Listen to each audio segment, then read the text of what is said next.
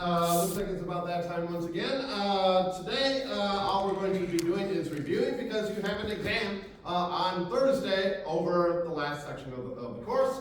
And again, you also have a practical exam in about 3 hours. Well, 2.5 hours. But anyway, it's coming up really soon. Keep that, it'll be fun. Having said that, there's a lab quiz available online if you've not yet taken it. Most of you here have already taken it. But if you haven't taken it yet, please make sure you do take it no later than Monday. Last day for turning anything in is on Monday. And again, most of you have turned everything in already. Again, there are a few of you who are missing an assignment here and there, so you might want to go ahead and take a look to see if there's anything that's missing. Brightspace is up to date as of now in terms of everything that everyone has turned in so far. So again, I will try to have everything updated as things come into me. Again, don't expect immediate responses because again, I'm getting a lot of papers in at this time here. All right, having said that, are there any specific areas where people want to review? Yes. The hormones. The hormones. Which hormones? With the male and the female involved in Reproductive cycles. Yes. Is what you're saying here. Please remember, we also have hormones involved in fluid and electrolyte balance as well. So again, please do not forget that this stuff is on it as well, which does involve a number of hormones, including ADH, aldosterone, and there's another one in here. What's the other one? ADH, aldosterone. AMP. AMP. So please don't forget about these as well, because you might get a question on the exam on the order of what would happen to aldosterone levels if sodium levels go up. That was a question. Oh. So what happens to your aldosterone levels if your blood sodium levels increase? Yes. Would the aldosterone go down or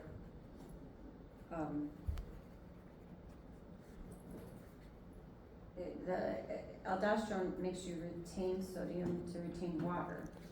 Right. So if your sodium levels are up, does that mean the aldosterone would be high Then we would too? want to reduce aldosterone to compensate for that, yes. Again, if sodium levels are going up, aldosterone causes you to retain sodium. We want to bring sodium levels down, we turn off aldosterone. We might also turn on another one of these hormones. Which one would that be? Yes. ANP. ANP. Again, ANP here blocks aldosterone, which is exactly what we want to do here, and causes us to lose sodium. So again, these hormones involved with adding and subtracting sodium for the most part. Again, just go over these one more time. ANP, and that's right at the top here. ADH here causes you to retain water by inserting the aquaporins into the collecting duct. Aldosterone causes you to retain sodium, thereby retaining fluids, and causes you to lose potassium. So if your potassium levels are getting too high, we're going to increase aldosterone to get rid of it. And then ANP causes you to do the opposite. Aldosterone does the opposite of the other two, and it causes us to lose sodium and thereby lose fluid volume using that. So those are the hormones involved here with fluid regulation. We specifically asked about the hormones involved in the reproductive cycles, which are down here somewhere.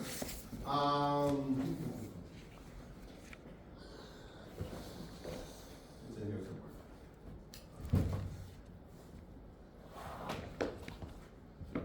Here it is.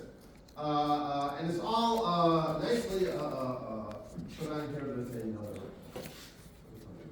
Here we go. Spermatogenesis involves both LH and FSH, and so this is the male cycle here. LH and FSH are both regulated by GnRH. So GnRH is being produced by the hypothalamus, causes the LH and FSH to be produced by the anterior pituitary, both of which then go down into the testes. Again, we're talking about men here. LH stimulates the interstitial cells, the Leydig cells, to make testosterone. Testosterone then goes to the seminiferous tubules and stimulates the Sertoli cells to assist with spermatogenesis. FSH then stimulates the Sertoli cells as well to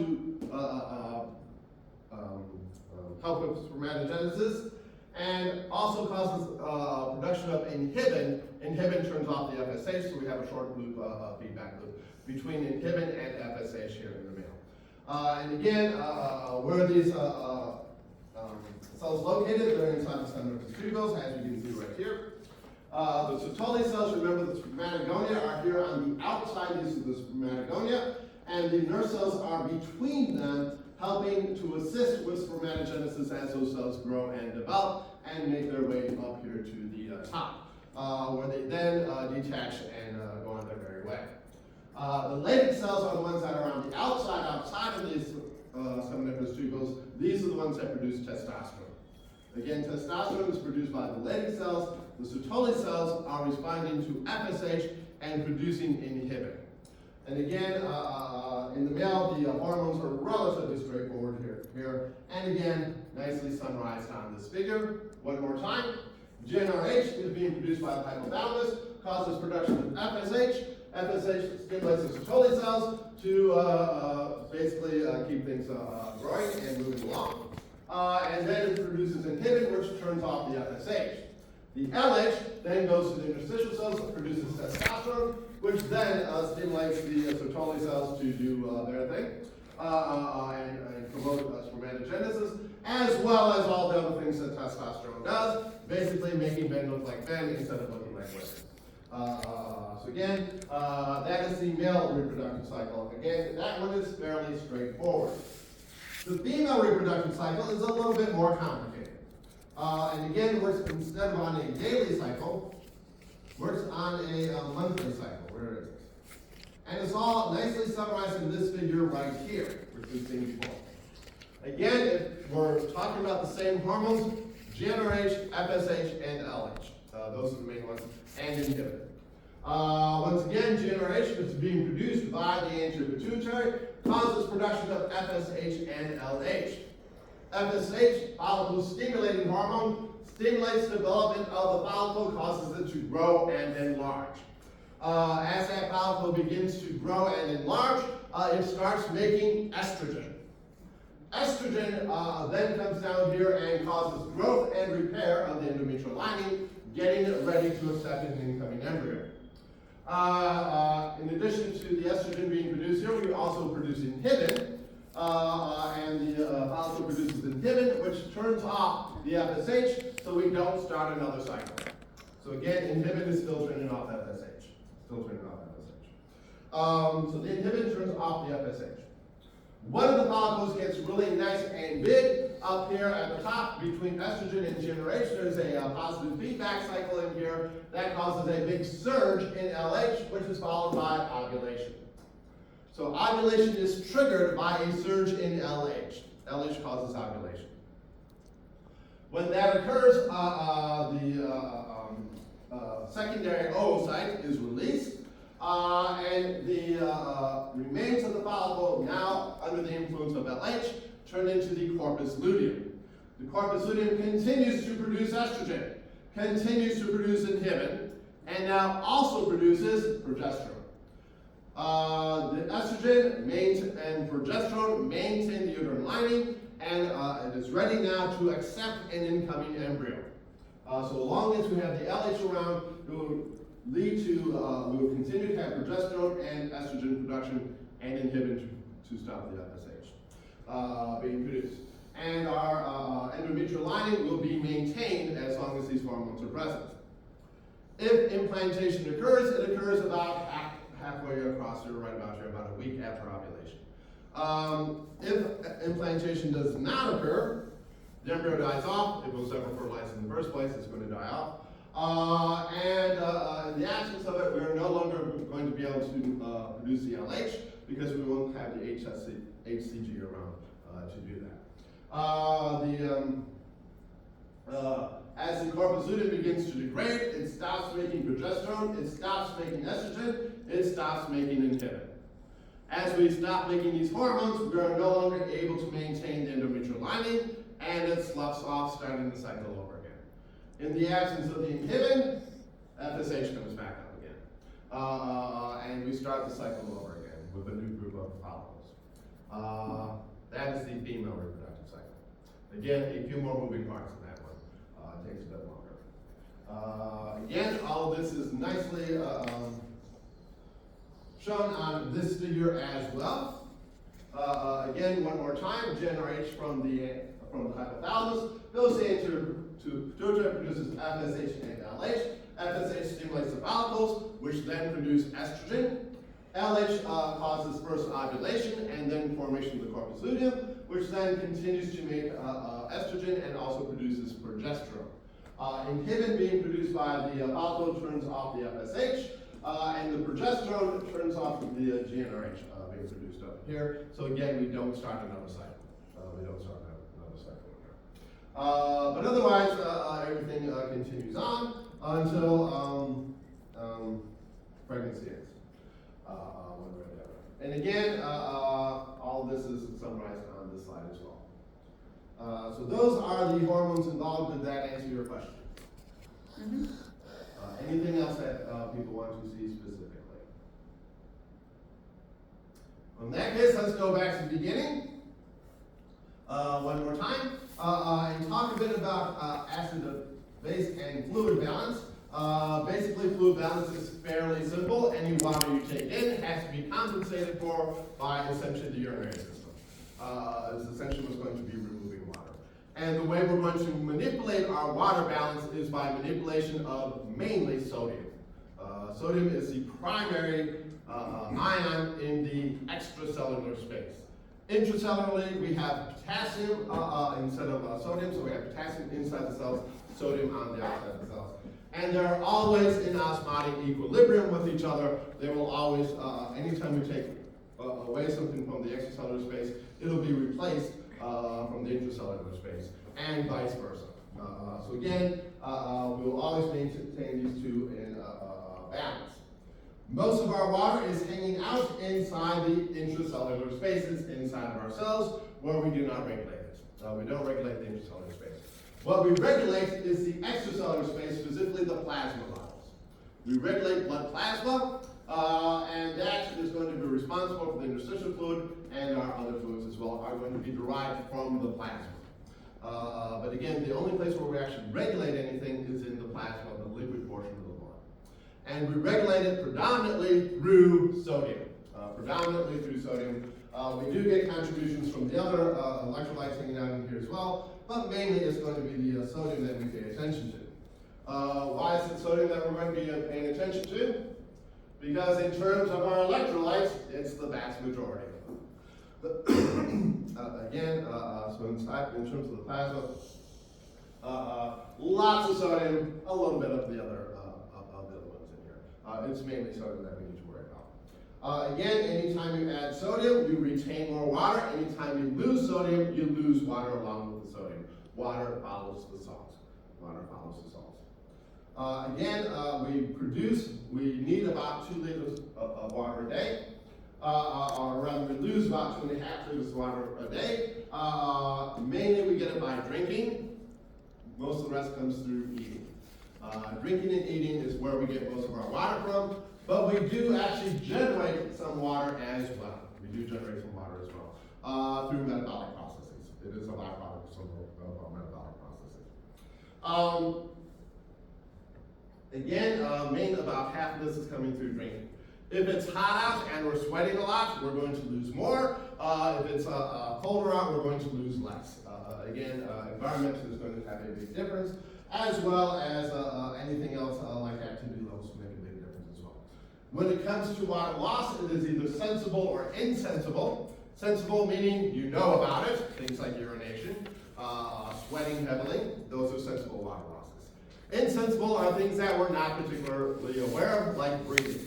Every time we breathe out, we lose water. Our sweat glands are being active all the time, and we're losing it through perspiration as well. Those are insensible losses. And again, anything we lose has to be replaced, and we replace it mainly by drinking. So if we're losing a lot more water, we need to drink more water to Again, we don't actually monitor anything other than the plasma. Everything is going to be working through the plasma, because remember, where does our interstitial fluid come from? It leaks out of the bloodstream, it's plasma, and then gets returned back to the lymphatic system. Again, this part is fairly obvious. And again, the main way we do this is ADH, aldosterone, and AMP. Those are the main hormones that will be involved in all of this.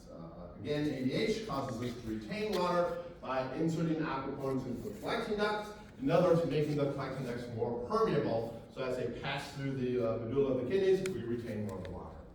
The aldosterone causes us to retain sodium. As we retain sodium, we retain more water. It also causes us to lose potassium, however. So anytime we lose potassium, if our potassium levels go too low, we need to turn off the aldosterone to help retain more of it. The potassium levels go too high, we produce more aldosterone to get rid of it. Aldosterone is the only way that we regulate potassium, by the way. And again, sodium is going to be reabsorbed with aldosterone. And then ANP does the opposite. ANP does the opposite, once again. And that's basically what fluid balance all comes down to.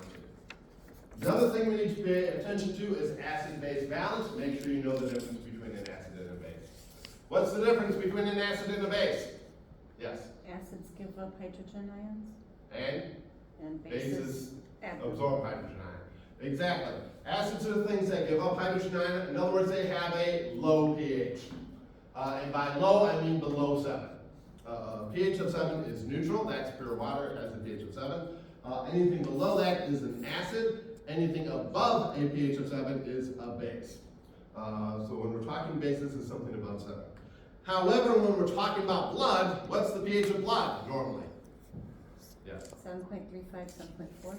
Right, roughly 7.4. If we're above that level, we are alkalytic. If we're below that level, we are acidic. Again, that's the basic definition between acids and bases. Again, make sure you understand the difference between an acid and a base. Again, acidosis is anytime your plasma drops below 735. Please note, by the way, this is the plasma pH we're talking about, not the intracellular pH. pH inside your cells is going to be more neutral. It's going to be more neutral. And again, why do we need to do this? Because acidosis depresses the nervous system, alkalosis stimulates it, sensitizes it, makes it hypersensitive. And again, both ways make things end up with that. And there are 3 methods that we use to regulate everything: buffers, breathing, and the kidneys. Those are the things that are going to be responsible for maintaining our blood pH. Ultimately, the kidneys have the biggest effect, but they are slow. Buffers are immediate, but they're relatively small in their effect. The ventilation, that's somewhere in the middle. That's somewhere in between. Again, it doesn't have as large an effect as the kidneys can have, but it works a whole lot faster. It's not as fast as the buffers, but it does. We can actually get rid of things that way. So what are buffers? Buffers are weak acids and weak bases. The main one being the bicarbonate buffer system. Again, the one we need to pay most attention to is the bicarbonate buffer system. That is the main one that's operating within our blood supply. And it works something like this. HCO3 minus plus hydrogen ion goes to form H2CO3. H2CO3 is carbonic acid. It is a weak acid. Put it into a solution at 7.4. You will have equal amounts of this and this. And that is why your blood pH is 7.4. That specifically is why your blood pH is 7.4, because of this system. It is keeping it there. Anytime you move away one way or the other, it's going to shift the equilibrium, and it's going to try and get back to that equilibrium in the middle by either giving up more hydrogen ion or binding more hydrogen ion, depending on what happens inside of there. We can then basically summarize the whole thing. We'll start with this one. By manipulating either the carbonic acid or the bicarbonate. The kidneys operate on this side, the lungs operate on this side. The lungs operate on this side. How do the lungs operate? By removing carbonic acid. or again, the more you breathe, the more CO2 you let off. CO2 is converted into carbonic acid. Again, CO2 plus water makes carbonic acid. When you get to the lungs, you can then turn it back into carbon dioxide and breathe it out. Or you can hold your breath and retain more carbon dioxide, and it gets converted into carbonic acid. Again, an acid. So we can change this by changing our breathing rate on this side. On this side over here, the bicarbonate, we can add and subtract as much bicarbonate as we like from the kidneys. The kidneys can remove as much as they need to, and they can actually make more bicarbonate as they need to. So again, the kidneys work on the other side. They work on the bicarbonate. Specifically by adding and subtracting sodium bicarbonate, which is the base. So again, the lungs work on the acid side, the kidneys work on the base side. And again, we keep them at equilibrium at all times to maintain our blood pH. Again, breathing, the kidneys, not the kidneys, the lungs work by adding and subtracting carbon dioxide, which is easily converted into carbonic acid. Where does this reaction take place, by the way? Where does this reaction take place?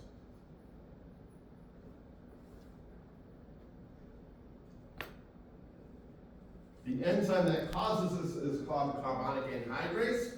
And where's carbonic anhydrase actually located? Is it in the blood of It's the, in the blood. It's specifically where in the blood? around the capillaries of the alveoli? That's not what I'm looking for. It's in the red blood cells. Carbonic anhydrase is inside the red blood cells. Again, we talked about this when we talked about carbon dioxide transportation.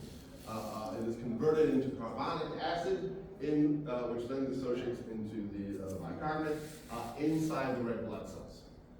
It then diffuses out of the red blood cells and is transported in the plasma. But the conversion from CO2 and water into carbonic acid, that takes place inside the red blood cells. Carbonic anhydrase, again, is the enzyme that converts that. The kidneys, on the other hand, have a basically unlimited capacity to do this. And they do it by adding and subtracting bicarbonate.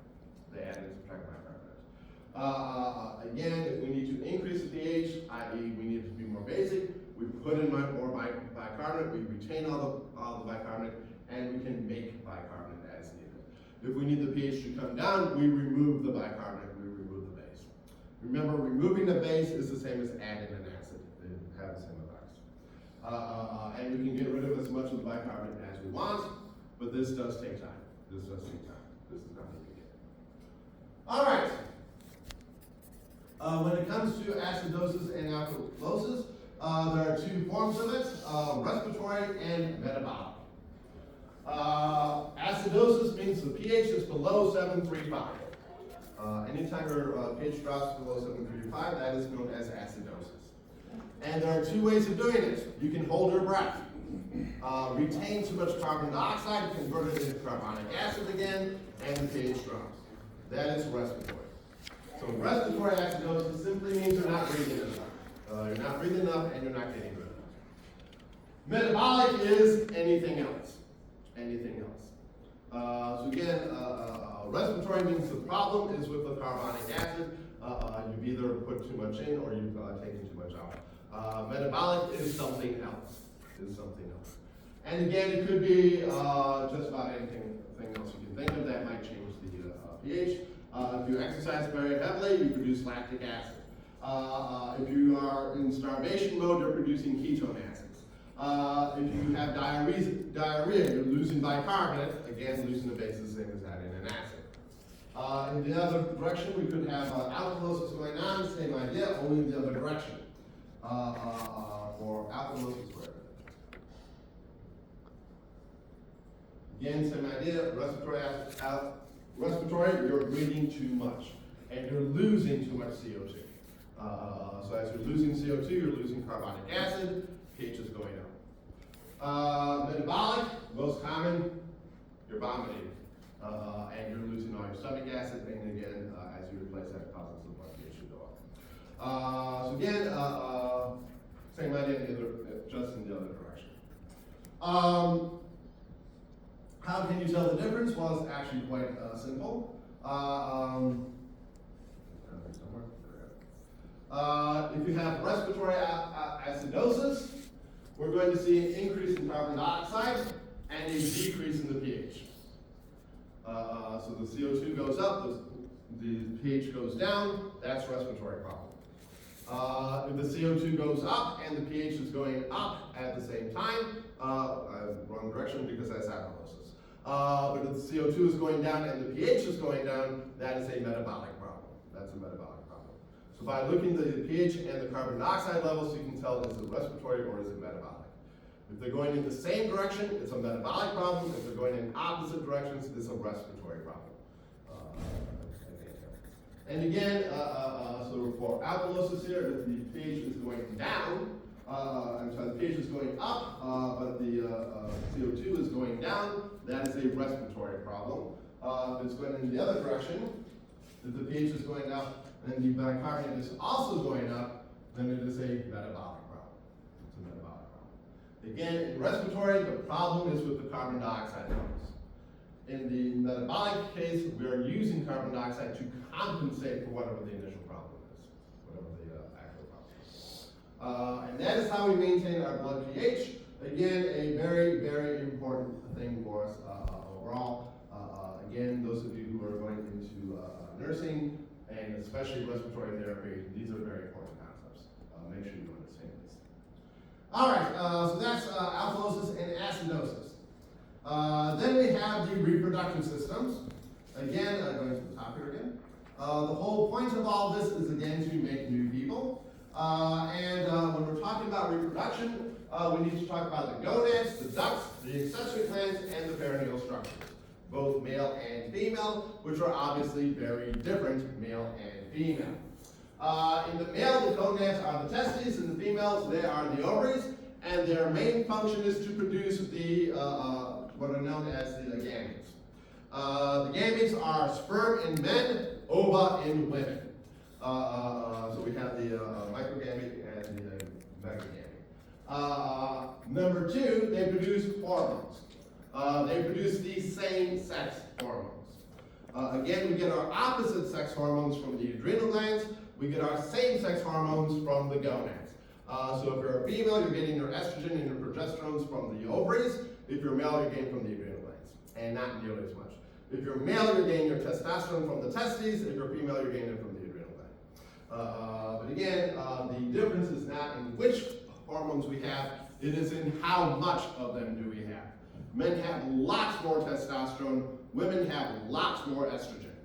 So again, causing those differences. The ducts are there to transport the gametes from the gonads to wherever it is they need to end up, ultimately outside the body. And the accessory glands are mainly there to keep everything running smoothly. In the male, that means producing the semen. In women, that means mainly we're talking about lubricants. Helping to get things in the right place. And then the external genitalia are there to get the egg and sperm to end up in the same place. All right, and in the female to actually allow the childbirth and production of the development of the fetus. Whether you're a male or female is dependent on whether or not you have something called TDF, testes determining factor. Testes determining factor is on the Y chromosome. Again, the Y chromosome is one of the smaller chromosomes out there, it's one of the smallest ones. And basically it contains genes that turn you male. The X chromosome is a larger chromosome. It has things besides things that turn you female on. But again, TDF is not on the Y chromosome, and if you have it, and everything is working the way it's supposed to, you will become male. If you don't have it, you will become female. Again, TDF here is the thing that is important. The duct systems, initially we have both. In the male, it is the Wolffian duct. In the female, it is the Mullerian duct. In the presence of TDF, you produce testosterone, you develop the Wolffian ducts, and the Mullerian ducts go away. If you are a female, the Wolffian ducts go away, and the Mullerian ducts are developed instead. Again, initially we would have both, but which one you get is determined by whether or not you have TDF. If you have TDF, the testes will develop and they will pump out testosterone. If you don't have TDF, ovaries will develop and they don't pump out testosterone. So again, the key player as to whether or not you're phenotypically male or female is, do you have testosterone at the right time to do that.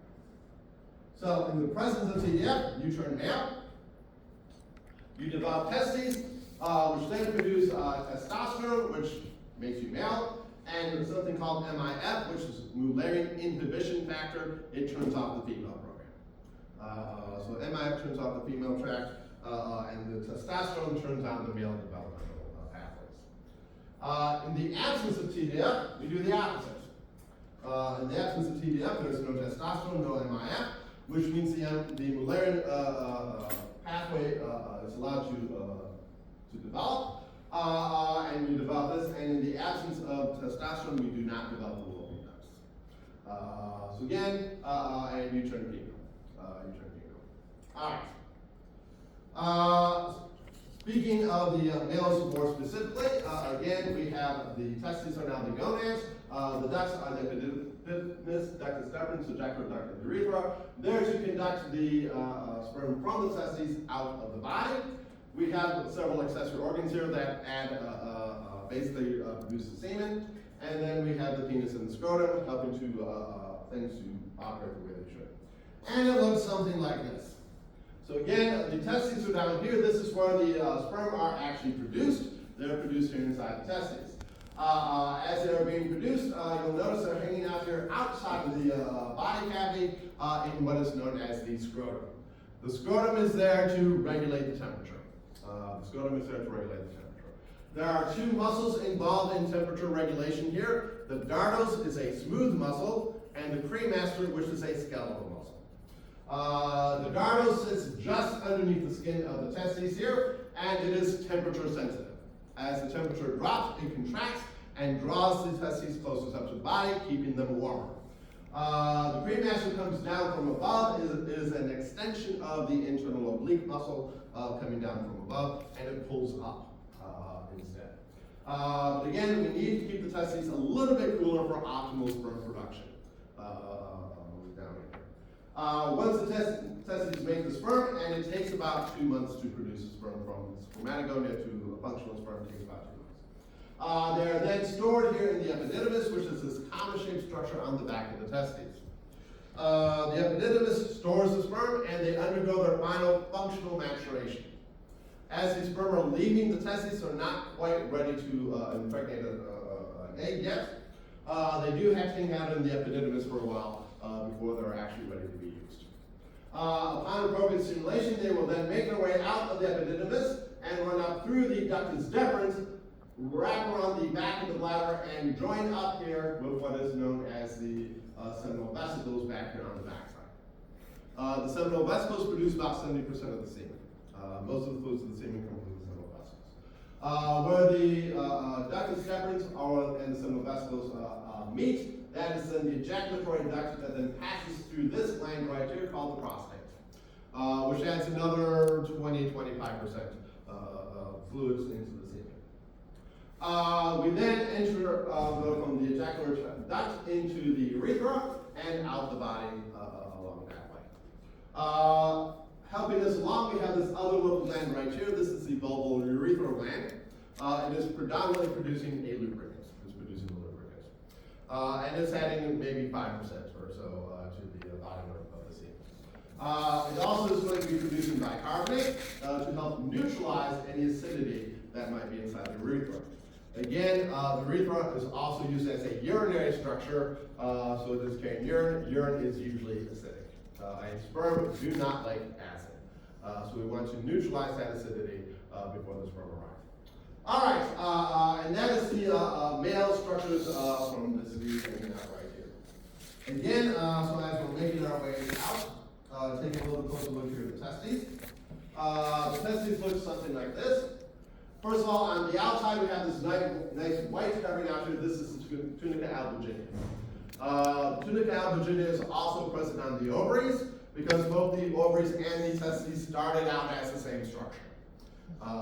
They started out as the same thing, which was covered in this nice white covering, the tunica albuginea. Tunica albuginea simply means white covering, white covering on the outside. On the inside, we have these very highly coiled up tubes. These are the seminiferous tubules. Those are the seminiferous tubules. And that is where these sperm are actually being produced. Each testis has about half a mile of these. That's about half a mile of these. Each one individually is about that long, about 80 centimeters. And they're all really coiled up inside of there. And this is where these sperm are being produced. A typical male will be producing on the order between 100 and 300 million sperm per day. Again, a lot. And it takes a lot of space to grow all that sperm. If we take a cross-section of that tubule, it looks something like this. And you can see here on the outside, these are the spermatogonia. These are the stem cells that are going to be producing the sperm. In addition to that, we also have these larger, what are known as nerve cells or Sertoli cells that are running alongside of it. And they're helping to guide the pathway during sperm production. So again, as we start here on the outside here towards the outside, on the periphery out here we have the spermatogonia. They are dividing by mitosis. Half of them then enter into meiosis and become primary spermatocytes. Undergo the first spermatic division and produce the secondary spermatocytes, which then undergo the second meiotic division, which results in the spermatocytes, which then lose all their cell mass except for the nucleus, the flagellum, and a midpiece, which then detaches and makes its way out of the seminiferous tubules. As it is making its way out of the seminiferous tubules, it then runs through what are known as the straight tubules. There we go. Runs into the straight tubules that then come out and into what is known as the ready testes. Ready testes is a sort of a net of tubes, a network of tubes hanging out here inside the testes on the backside. And then we have these tubes that come out. These are the efferent ductules. Small ducts that leave efferent ductules. And they carry the sperm then into the epididymis, which is again a very highly coiled up tube. Stretched out is about 6 feet long. And it is storing the sperm. The sperm are stored here until ready for use. And undergo their final functional maturation here within the epididymis. From there, they make their way out through this tube right here called the ductus deferens. Make their way out through the ductus deferens. The ductus deferens runs out through what is known as the spermatic cord up into the body of the male. The testes again are hanging out here inside the scrotum, which does have 2 chambers to it. And lining these chambers is a membrane. There is a serous membrane on the inside of here known as the tunica vaginalis. The tunica vaginalis is the serous membrane that is surrounding the testes and lining the scrotum on the inside. So again, we do have a serous membrane hanging out of here as well. But as we make our way up and out, we run through the spermatic cord up to the prostate where we meet up with the seminal vesicles and make our way back out. Again, running down. Also within the spermatic cord, we see the testicular artery and veins, as well as some connective tissue holding it all together. And that is suspending the testes down into the scrotum. So again, that's what the testes themselves look like.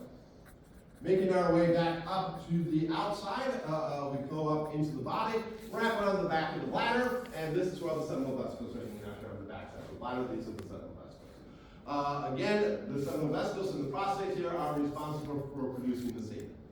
And the semen are the fluids responsible for carrying the sperm into the female reproductive tract, and also carrying along the chemicals required to activate the sperm.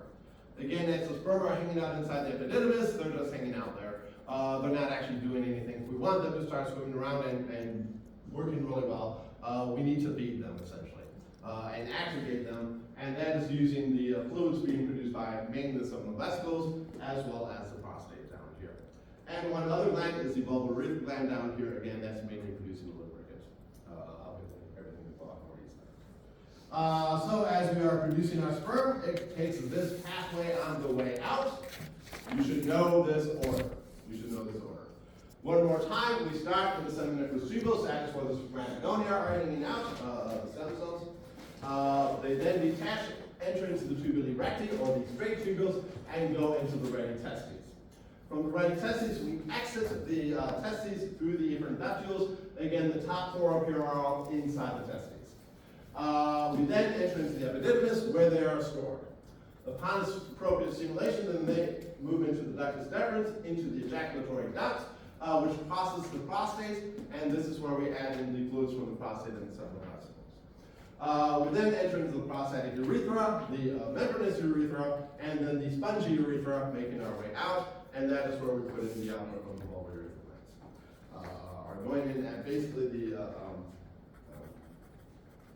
interface between the membranous and the spongy urethra. And we then make our way out through the scrotum, or out of the body, and if everything is going as planned, into the female reproductive tract. Helping us along the way, we do have a few accessory structures to talk about as well. We already talked a little bit about the scrotum. It's basically a flapping skin, helping to keep the testes a little bit cooler, where sperm production can occur a little bit more easily. And again, you can see here on the inside, we have the dardos, that is a smooth muscle, the cremaster, that is a skeletal muscle. And there is a covering on the outside of them known as the tunica vaginalis, hanging out here in the scrotum. The other thing is the penis, and this is to allow coitus to occur essentially. And it's divided into the bulb in the back, this is on the bottom of the pelvis, the shaft, which is the portion on the outside of the body, and then the glans is the head portion over here. The penis itself is made up of basically three erectile tissues. And these erectile tissues are tissues that will engorge the blood to create the erection. Again, in the body of the penis, the larger portion of it is the corpus cavernosa, and the smaller portion down here is the corpus spongiosum. Note the urethra runs to the corpus spongiosum. Overall, the corpus spongiosum is the larger of these three chambers, but in the body, it's the smaller of the three. We wrap the whole thing with some connective tissue to keep everything together, and that is what the penis looks like. All right, if we go to the back of it, next slide. There we go. On the back side of the penis, we have what is known as the bulb of the penis underneath the pelvis. And the corpus cavernosa then splay out towards the sides and attach to the ischial tuberosities. The penis is attached onto the ischium. Through the what is known as the crus of the penis. That is the crus of the penis on the other side of the ball. Again, at the front we have the glans, that's the head portion, and it is protected by what is known as the prepuce, better known as the foreskin.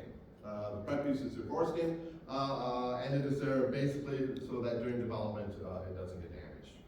After birth it doesn't really have much of use. But anyway, this is flattened skin here on the outside. Alright, and that is what the male reproductive system looks like.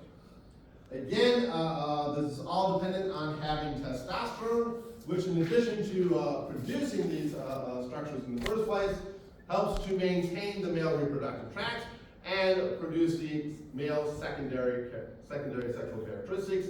In other words, making men look like men instead of looking like women as well. It is also a growth factor.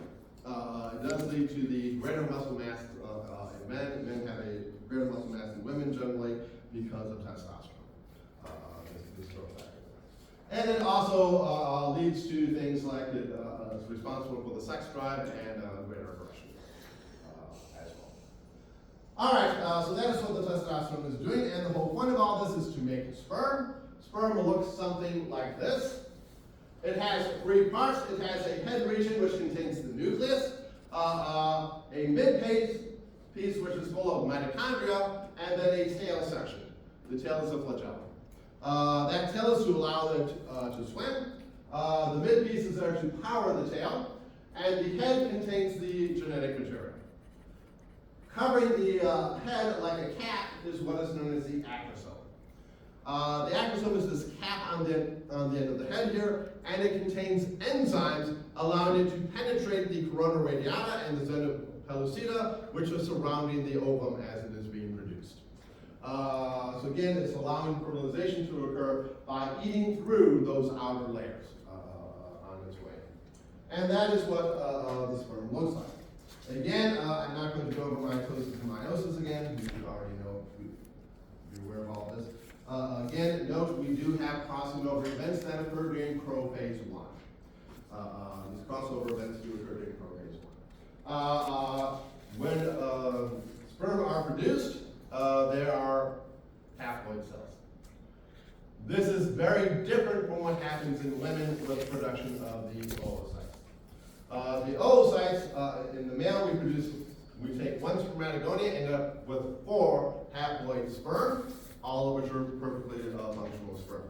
In the female, we start out with 1 oogonium, and we end up with 1 mature ovum, and 2 polar bodies. Polar bodies, which are essentially just a nucleus that we expel. So again, very different how we produce our gametes. Again, not going over all this again.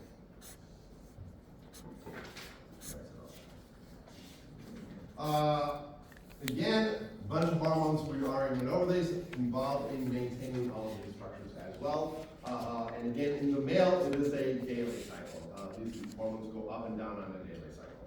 It's a circadian rhythm. In women, it is a monthly cycle. Again, in order for the sperm to make their way into the female reproductive tract and fertilize the egg, they are carried in what is known as the semen.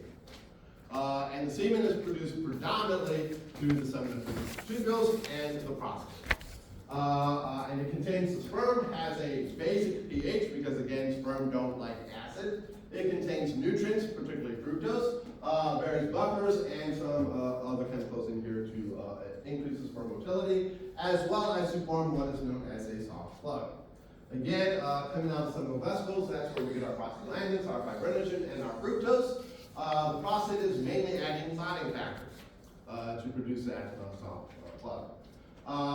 The testes produce the sperm themselves, and the bulbourethral glands produce a lubricant. All right. Again, male sexual response involves both erection and ejaculation. Erection is caused by blood flowing into the erectile tissues, and that is a parasympathetic response involving nitric oxide. Nitric oxide, again, is a potent vasodilator. As the nitric oxide is produced, it causes the arteries going in to open up, flooding the erectile tissues with blood, and the pressure from that filling up with blood pushes down on the veins and closes them off and traps the blood in the veins. And that is what causes the erection. Again, this is a parasympathetic response. Ejaculation, the actual removal of the sperm from the body is a sympathetic response. This is a sympathetic response. And this is caused by peristaltic contractions of all those ducts in there, as well as muscles at the base of the penis. There are a variety of muscles hanging out there at the base of the penis that contract to help push things out. And that is the male reproductive system. Any questions on the male? Again, from a anatomical standpoint, it's a little more complicated. From a hormone standpoint, it's a lot easier. All right, that leaves us then with the female reproductive system, and there are 3 things we need to do in the female, 2 of which we don't actually do in the male. Once again, we need to produce the sex hormones and the gametes.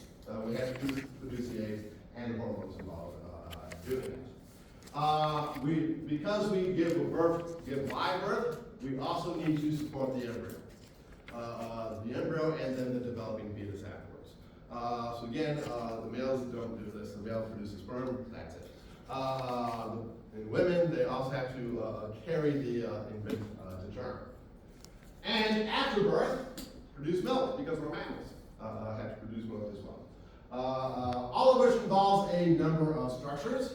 Again, we have the ovaries, those are the gonads, they produce the gametes, and all of those gametes were produced before birth. They were produced before birth, and they're hanging out, and one is released with each cycle. One is released at each cycle. What is actually being released at each cycle is a secondary oocyte stuck at metaphase 2. So it gets as far as metaphase 2, and then we have ovulation, and it does not move beyond that point unless fertilization occurs. Then it will actually go to become a mature ovum. We then have a number of ducts, in this case where you have the uterine tubes, the uterus, and the vagina. The uterus is the womb which is going to protect and nourish that developing fetus. The uterine tubes get the oocytes from the ovaries into the uterus, and then the vagina is the birth canal, allows the expellation of the fetus at the end. And it all looks something like this. So again, what we're taking a look at here are the ovaries. The ovaries are much smaller than most people realize. They're about yay big. They're about yay big. Again, they're about the size and shape of an almond, a large almond, hanging out here. They are running from the ovaries over to the uterus. We have what are called the uterine tubes. The entrance to the uterine tube is known as the infundibulum, and hanging off the end of it, we have these finger-like projections called fimbriae. And the fimbriae are there to help guide the egg into the uterine tube. And again, I said egg, I obviously mean secondary oocyte. Again, it will help guide it into the uterine tube. The outer portion of the uterine tube out here is called the ampulla because it is wide, and the ampulla is always a wide section, which then narrows down into an isthmus as it enters into the uterus, and isthmus is always a narrow section.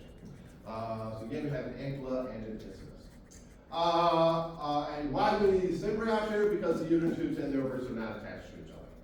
When that egg is released, it has to find its way into the uterine tube, and the uterine tube creates a current to kind of suck it in. And again, those fimbriae are sitting there on the outside, helping to guide it into the infundibulum.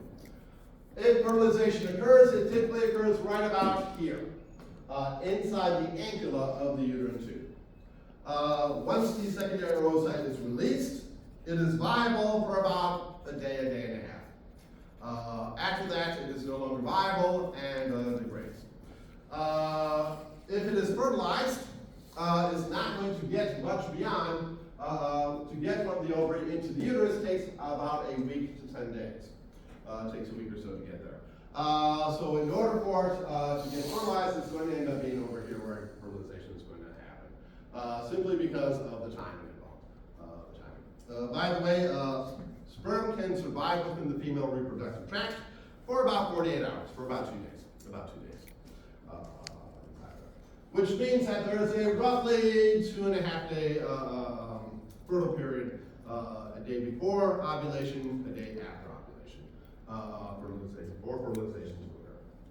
All right, and uterus is then this big muscular pouch where the developing embryo will implant and the fetus will then grow and develop within.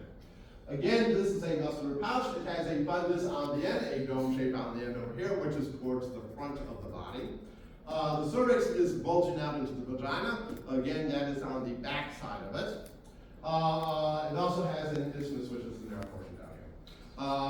But again, that is what the uterus looks like. Then the vagina comes down and is a tube connecting it to the outside of the body. Putting it all together looks something like this.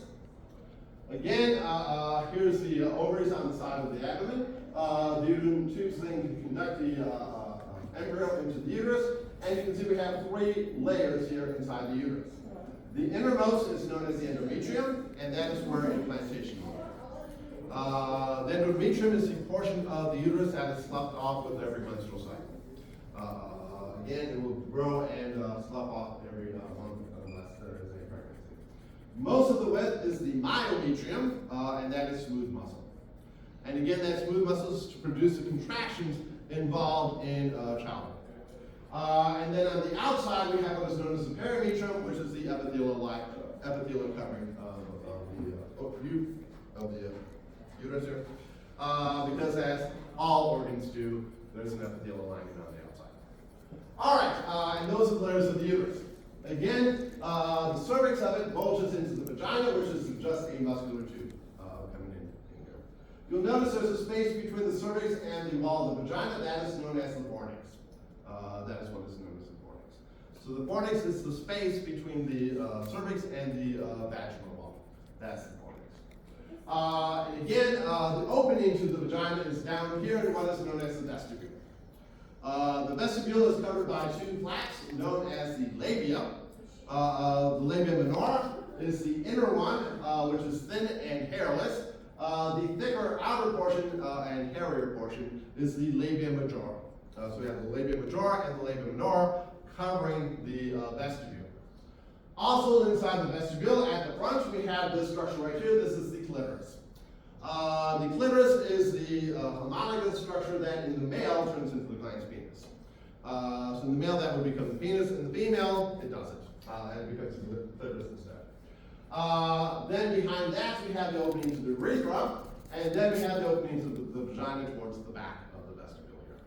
You'll note in the female, the urethra is only a urinary structure. It does not take place in anything having to do with reproduction. Again, that is a difference male and female. But again, it comes out into this space in here, which is again known as the vestibule. All right, and that is the female reproductive structures hanging out in here. Looking at it from the another view. Again, here's our vestibule hanging out right in here. The clitoris is at the top where the two labia minora come together. There's the opening to the urethra and the opening to the vagina behind that. There's also a big pad of fat sitting right on top of the pubic symphysis, known as the mons pubis. And again, it's just a pad of fat. All right, and that is what the female structures look like. They're held together by a series of ligaments. First of all, we have what is known as the ovarian ligament, and the ovarian ligament runs between the ovary and the uterus. So the ovarian ligament runs across here. Then we have this broad sheet, that is the broad ligament, and running through it, again, it has two sides to it. We have this ligament coming across here. This is then the round ligament. The round ligament runs through the broad ligament, and that connects the uterus into the walls of the abdomen. And then coming down from on top, we have the suspensory ligament coming down from on top. Again, it does not show up particularly well here. But this is the suspensory ligament coming down from on top. And again, that is attaching the ovary up by the kidneys where it originally was located. Again, both the testes and the ovaries start out with the same structure, and it starts out up by the kidneys and descends during the third trimester of pregnancy into the final locations. And they're still attached by the suspensory ligament towards the top. And again, that's what all these structures look like here. The vagina, again, this is a muscular tube. And we do have a number of what are known as homologous structures. And homologous structures are structures that are initially present, and if you have testosterone, they turn male. If you don't have testosterone, they turn female. So again, if you are a male, you have testosterone, and what becomes the clitoris in women becomes the glans penis in the male. The labia minora becomes the body of the penis. The labia majora turns into the scrotum. Or rather, the structure that becomes the scrotum is the same structure that becomes the labia majora. Again, they start out as the same thing. The vestibular vault and the corpus spongiosum are equivalent, as is the vestibule and the perineal rapid. The perineal rapid is just a rigid skin in the male. Yes. So the vestibule is between the labia minora and the vagina, like all that tissue? Not the tissue; it's the space. Okay. It's the space. It's the area. It's the space that is covered by the labia. Okay. It's the space that's covered by the labia. That's the vestibule. And the greater vestibular glands in women is the vulvar urethral gland in the male. And in both cases, it's producing lubricant. Yes. Okay, so when males ejaculate, they of course release sperm. When females ejaculate, Women don't ejaculate. but we orgasm, so, That's a different thing altogether. okay. You can have orgasm in the male without ejaculation. Generally, they go together, but it's not a requirement. Orgasm is actually and it's caused by oxytocin. It's a flood of oxytocin. Orgasm in women is not accompanied by anything similar to the ejaculation of the male, other than you still get contraction of these muscles. Do they manufacture oxytocin in capacity? Yes, they do. And do you know why? For depression, right? No. No. Childbirth. If you want to induce childbirth, Oh, it's Pitocin. oxytocin. Oxytocin is also the hormone responsible for childbirth, for labor. Oxytocin does multiple things. It's also used for milk production. So oxytocin does multiple things. It causes orgasm, which is great. And it also leads to milk letdown, as well as the uterine contractions involved in childbirth are all due to oxytocin. So if you're having trouble getting into labor, they will give you an oxytocin agonist, or oxytocin itself, to try and produce those contractions.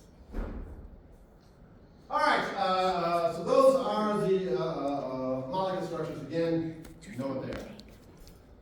The ovaries themselves are small, basically about the size and shape of an almond. And they produce the gametes as well as estrogen and progesterones, just like we saw in the male, as well as creating an inhibin to turn off the FSH. And they look something like this. They have a cortex on the outside, a medulla in the middle, and they're covered by the tunica albuginea. Again, they're attached by the suspensory ligament up on top over here. And towards the outside here in the cortex, we have all these nice little circular things called follicles. And inside each of these follicles is an oocyte. Again, these follicles are all formed well before birth. They're formed actually towards the end of the first trimester. Into the second trimester is when these follicles are actually being produced. And they're hanging around ever afterwards until they actually get used. And they're hanging around as what are known as primordial follicles. They're hanging out here as primordial follicles. And that's a better picture than this. About once a month,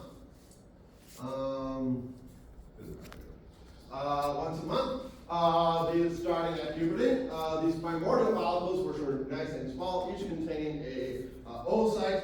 That oocyte is in suspended animation at prophase 1. It's starting out here at prophase 1. With the production of FSH, a group of them start to develop, and as they develop, they thicken and turn into a primary follicle. That growth of the follicle here also stimulates the oocyte to continue on with meiosis. And maybe as far as metaphase 2 at ovulation. But the primary follicle is over here, and you can see that the follicle has started to thicken and get bigger, and it is now producing estrogen. It is also producing inhibin. It's producing estrogen and inhibin. As it continues to grow, it eventually starts to fill up with fluid. As it starts to fill up with fluid, it becomes a secondary oocyte. I said oocyte, I meant a secondary follicle. Then becomes a secondary follicle. That continues to grow and get bigger and bigger and bigger and becomes nice and big and full of fluid, and that is what is known as a tertiary or a graphene or a mature follicle, which is then ready to release the secondary oocyte. There's a big surge in LH, which causes it to burst open and release the secondary oocyte. Again, this is known as ovulation, and it is under the control of LH. A surge in LH causes ovulation. Upon ovulation, the secondary oocyte is released, and it carries along with it cells from the follicle known as the corona radiata. The corona radiata are those follicular cells that are coming along with the oocyte. And again, the remains of the follicle then, under the influence of the LH, get even thicker and turn yellow and become the corpus luteum. Again, luteum means yellow, corpus luteum is the yellow body. Corpus is the body. This is now producing progesterone as well as estrogen and maintaining the uterine lining, and will persist for as long as there is LH around. As long as we are continuing to have LH around, the corpus luteum will be maintained. If pregnancy occurs, the embryo will start producing HCG, which will make sure we have enough LH around to keep the corpus luteum around. The corpus luteum is producing progesterone and Estrogen, also inhibited. If fertilization does not occur, LH levels start to drop. With the drop in LH, corpus luteum degrades and becomes a corpus albicans instead, and eventually goes away.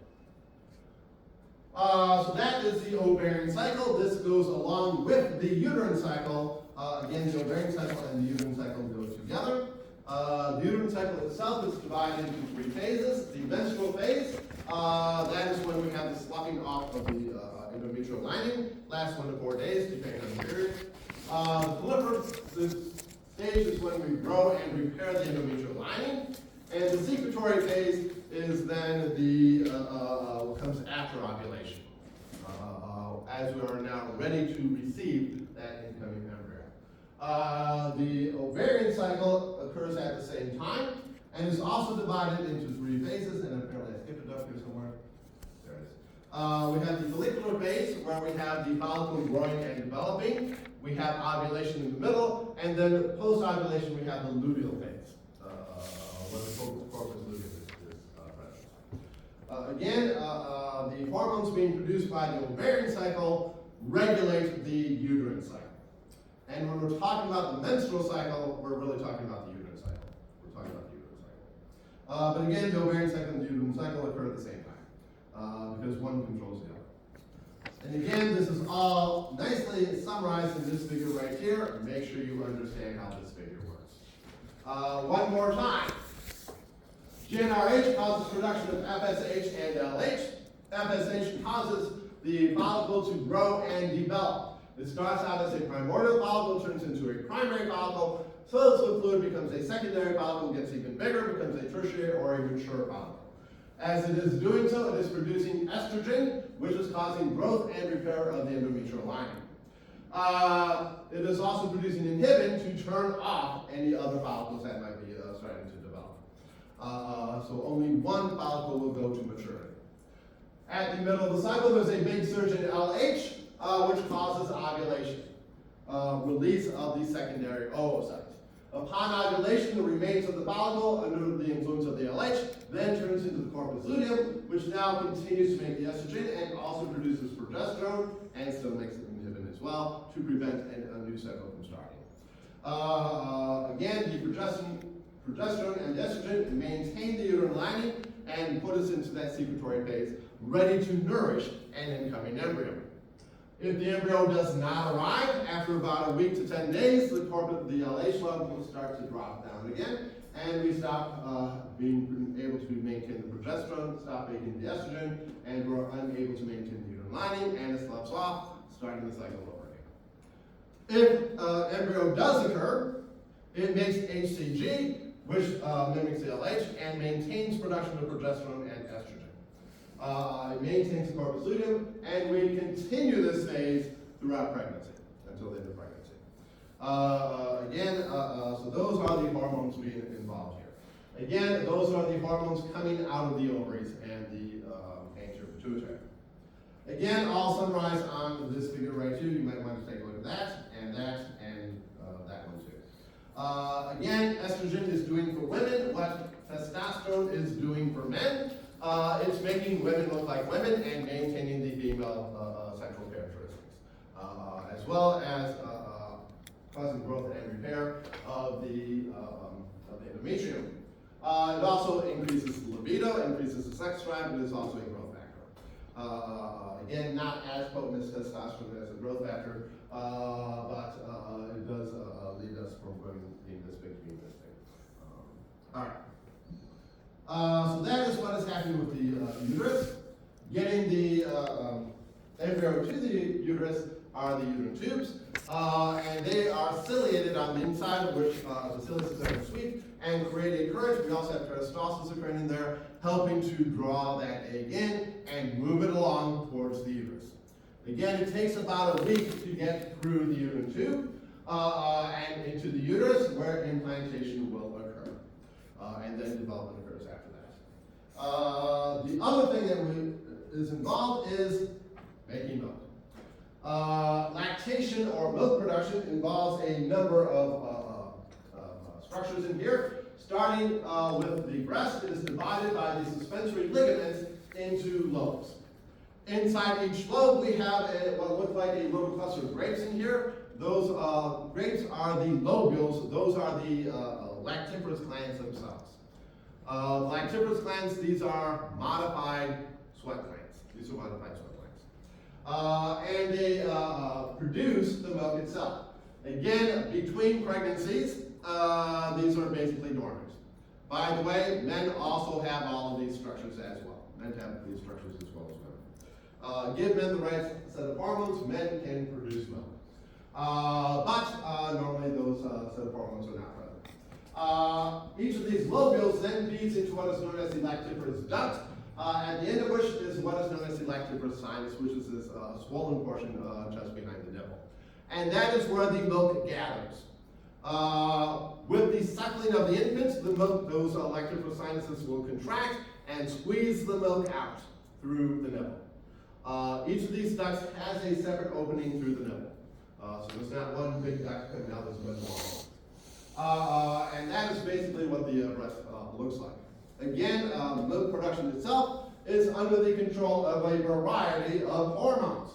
The most important ones being prolactin and oxytocin. Prolactin causes the actual production of the milk, and in order to get prolactin, we also need, where is it listed here? It's not on this slide. But in order to get prolactin, you also need to have insulin, growth hormone, and thyroid hormone. So there are 3 permissive hormones required for prolactin to be produced. Prolactin is inhibited by progesterone. So during pregnancy, the progesterone is inhibiting production of prolactin, and milk production does not occur. Once the delivery occurs, the placenta goes along with it, and you no longer have the progesterone around, and milk production then proceeds. Prior to birth, you're not making milk, but you could be producing what is called colostrum, which is basically a thinner version of milk, a more watery version of milk, which will sustain the infant for the first couple of days following birth until actual milk production occurs a couple days later. But again, once the prolactin is being produced, we will then make milk. Allowing the milk to be expressed is oxytocin. Oxytocin is then required to allow milk production itself. Again, oxytocin does a number of fun things for us, including pair bonding. So the bond between mother and infant, that is due to the oxytocin being produced as the infant is suckling. Again, suckling of the infant causes production of oxytocin, which causes the lactiferous sinuses to contract and express the milk. Again, and this will continue for as long as the infant continues to breastfeed. Once the infant is weaned, we break that cycle of oxytocin coming in through there, and we turn off this cycle, and we no longer make milk. All right. So that's a little bit about lactation, about how all this works. How do we get all this started in the first place? Well, we need to fertilize an egg.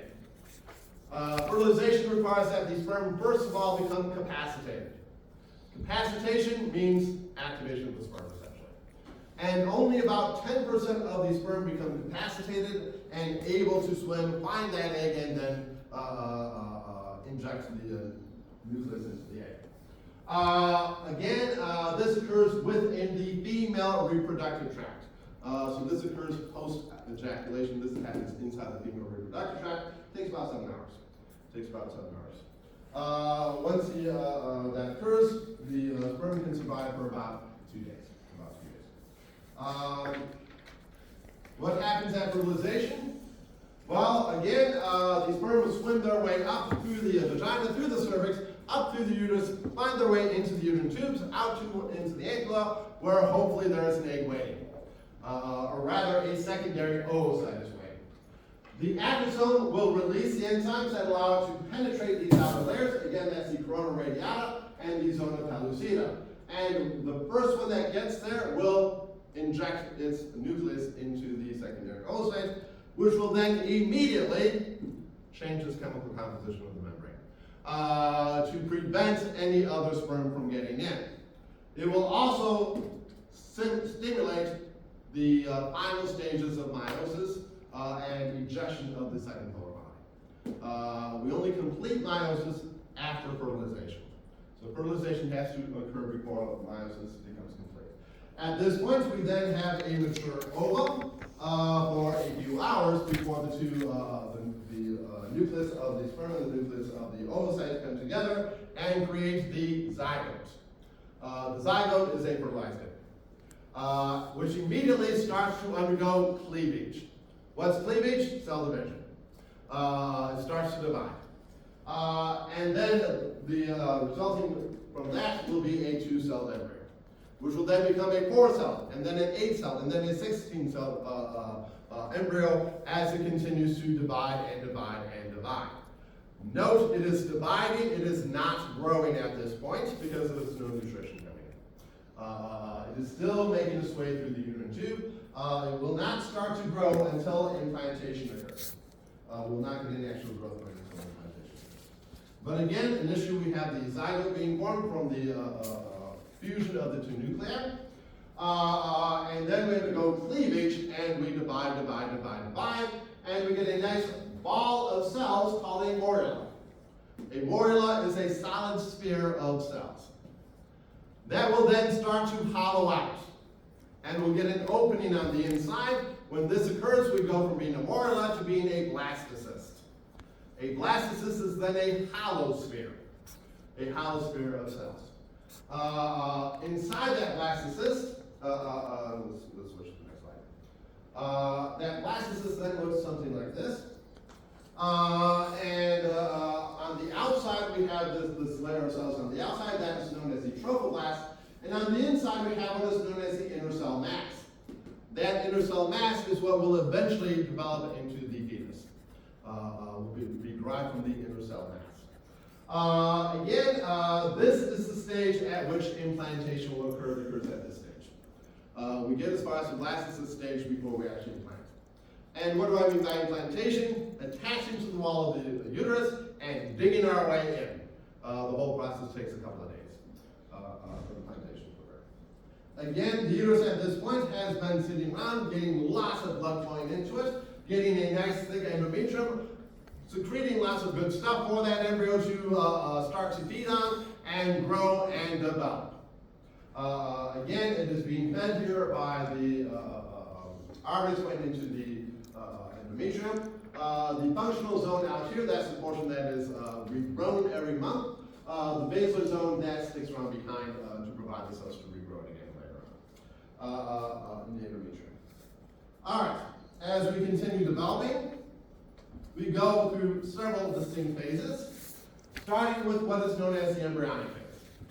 The embryonic phase lasts about 3 months. Again, people differ as to what they consider the where it stops being an embryo and starts being a fetus. But overall, a fetus looks human and an embryo doesn't. Is the basic difference here.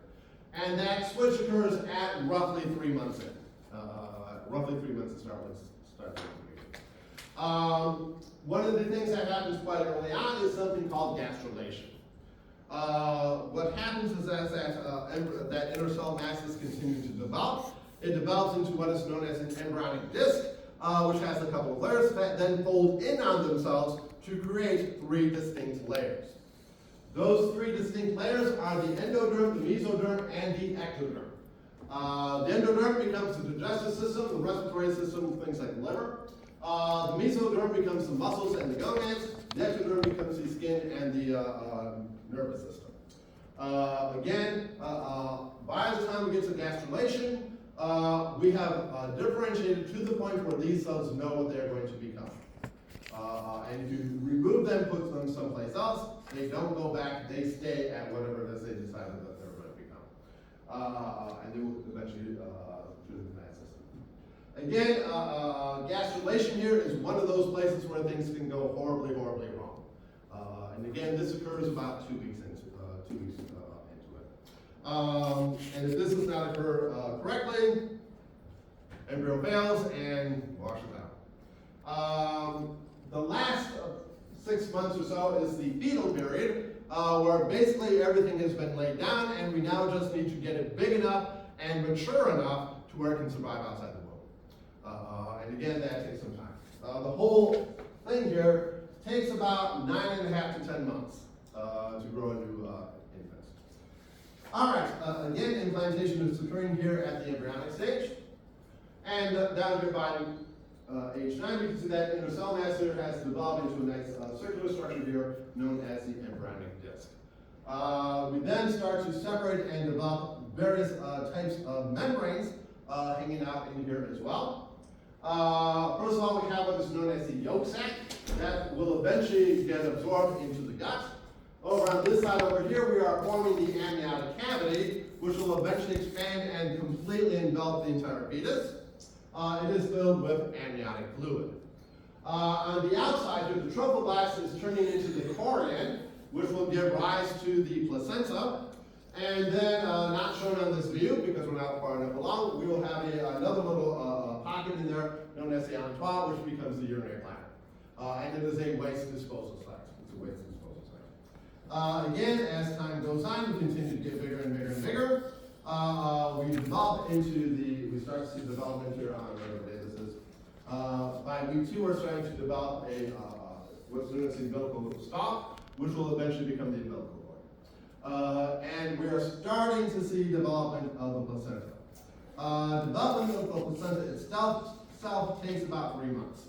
It takes about 3 months to develop that placenta. So here we are at week 5. And you can see we're starting to get the placenta developing over here with these little outgrowths known as chorionic villi coming out and interacting with the female blood supply. So at this point, we're starting to see the placenta, and it is starting to take over production of those hormones. Again, we need to keep progesterone around, we need to keep estrogen around, and in the later stages of pregnancy, it is the placenta that is producing these hormones. Again, the corpus luteum gives up after about 3 months. So by about week 12 or so, at about this stage, we're now dependent on the placenta to keep us going. At this point, you see it starting to look human now. So this is roughly where we stop calling it an embryo and start calling it a fetus instead. And again, we are continuing to grow and develop. Different organs grow at very different rates, basically depending on how important are they for the fetus. Again, the respiratory system, not important. We're getting everything through the umbilical supply. That develops very late. Things like the cardiovascular system develop very early because you need to get blood circulating around to carry nutrition around. So again, different organs develop at very different rates. And again, don't worry too much about memorizing this set of slides. Just realize that different things develop very differently. Again, there are a few extra hormones involved. HCG is the human chorionic gonadotropin that lets the mother's body know she's pregnant and to maintain the corpus luteum. So the HCG here is going to maintain the corpus luteum for the first trimester, essentially. After that, the placenta takes over. A couple of other hormones being formed are HPL, human placental lactogen, getting the breast ready for milk production, and relaxin, basically softening up the joints so that labor will occur more easily. So things can spread apart. And at the end of all this, you end up with a neonate. Upon the delivery, we have a neonate, which is from birth to about 1 month. After that, we have an infant, which is for the first couple of years. And then we enter into childhood, which lasts for another, 10 to 12 years. Again, the timing of that childhood into adolescence varies widely, based on both environmental cues, gender, etc. We then enter into adolescence, and we go from being children to becoming adults, and then we stay an adult until something goes catastrophically wrong and we die. And then that's another course. And that is what we have for you. Any questions at this point? If not, we'll see you all in about an hour, a little over an hour.